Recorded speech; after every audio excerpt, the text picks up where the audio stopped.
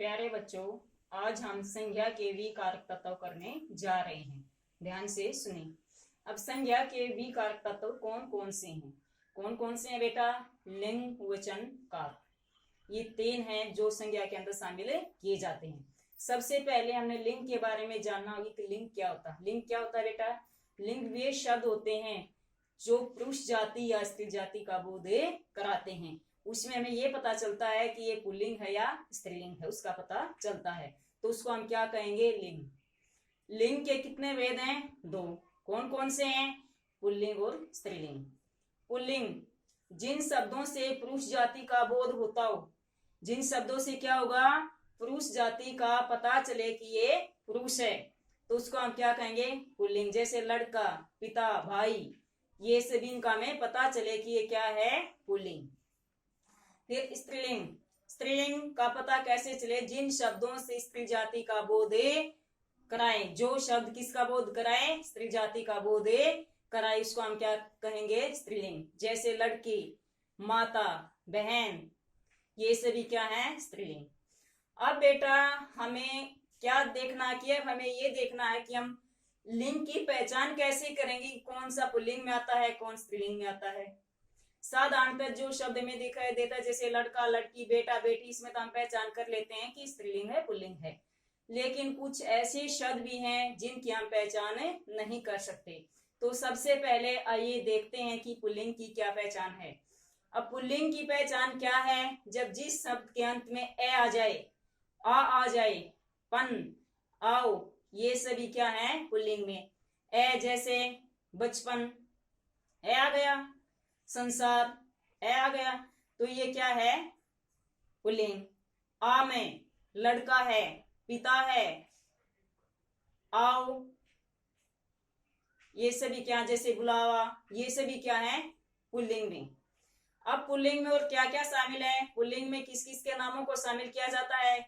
जैसे पहाड़, समुंदर, धातुएं, जितने भी धातुएं हैं, महीनों के नाम, दिनों के नाम, ये सभी किसमें होते हैं? अनाजों के नाम किसमें होते हैं बेटा? पुल्लिंग में। ये प्राय पुल्लिंग में आते हैं कि अनाजों के नाम क्या हैं, दिनों के नाम है, महीनों के नाम है, मसालों के नाम है, ये सभी किसमें आते हैं बेटा? पुल्लिंग में। इनके नाम हमेशा किसमें आएंगे? पुल्लिंग में। अब स्त्रीलिंग में क्या होता है? जिसमें ई की मात्रा आती है, जैसे लड़की है, तो ये क्या है? पुल्लिंग में आएगा। फिर बेटा इसमें जैसे झीलों के नाम है, खेलों के नाम, पुस्तकों के नाम, दिनों, तिथियों के नाम, किसके? तिथियों के नाम, नक्षत्रों के नाम, ये सभी किस में आते हैं? पुल्लिंग में। सॉरी, ये स्त्रीलिंग में आते हैं। ये सभी किस में आते हैं? स्त्रीलिंग में आते हैं। नदियों के नाम स्त्रीलिंग में आएंगे, पुस्तकों के नाम आएंगे, और किसके नाम आएंगे बेटा? और हमारे नक्षत्रों के नाम, तिथियों के नाम, खेलों के नाम, ये सभी किस में आएंगे? पुल्लिंग, स्त्रीलिंग में। किस में आएंगे? स्त्रीलिंग में। तो हम ऐसे स्त्रीलिंग और पुल्लिंग की पहचान करेंगे। अब हमारा आता वचन। वचन किसे कहते हैं? जिन शब्दों से एक या अधिक होने का बोध हो या पता चले कि संख्या एक है या अधिक है, उसको हम क्या कहेंगे? वचन।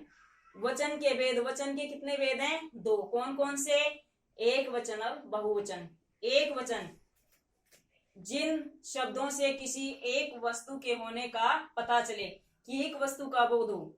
अनेक का नहीं, जैसे लड़का, एक का बोध हुआ है, तो जहां पर केवल एक वस्तु का बोध हो उसको हम क्या कहेंगे? एक वचन। बहुवचन में, बहुवचन में जिनमें एक से अधिक, अनेक होने का पता चले, अनेक होने का पता चले, जैसे लड़का, लड़के, समझ में आए बेटा? घोड़ा, घोड़े, ये सभी, लोटा, लोटे, लुटिया, लुटिया, तो ये सभी किस में होते हैं? बहुवचन में।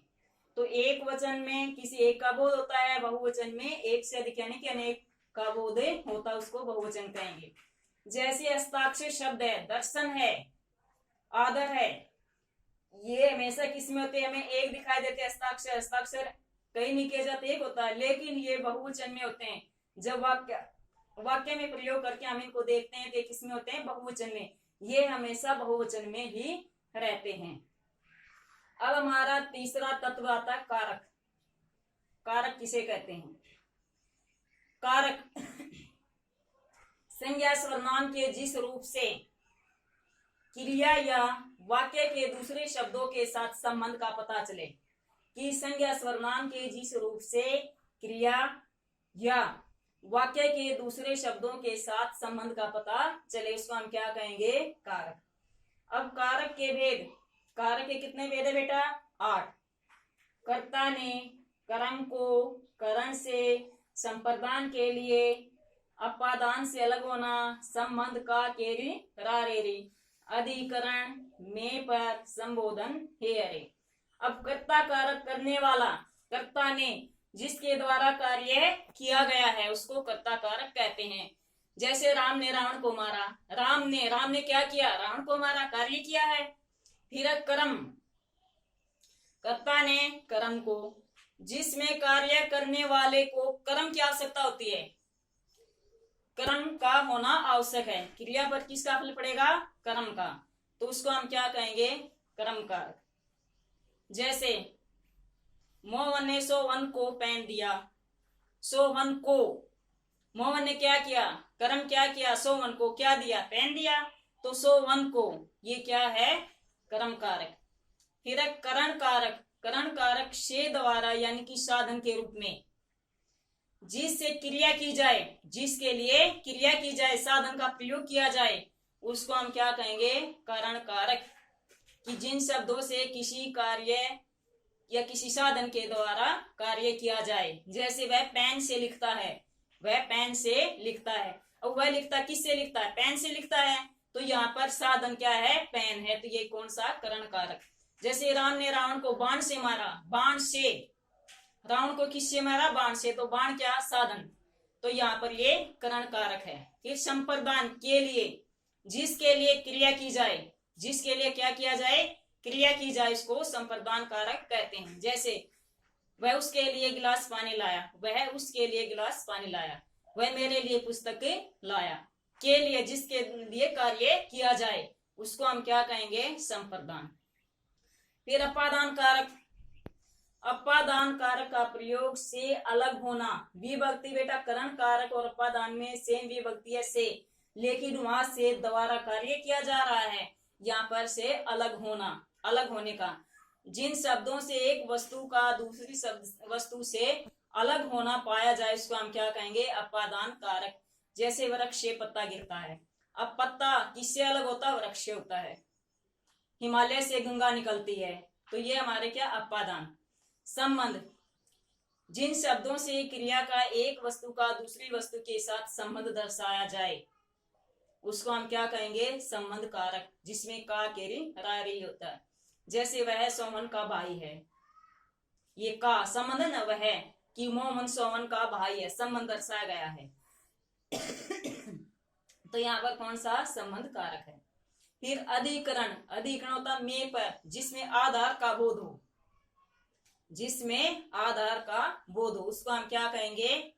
अधिकरण कार्य। जैसे छत पर बंदर बैठा है, छत पर बंदर, बंदर कहाँ बैठा? छत पर, छत क्या? आधार, तो जहां पर आधार हो, आधार का बोध हो, उसको हम क्या कहेंगे? अधिकरण कारक।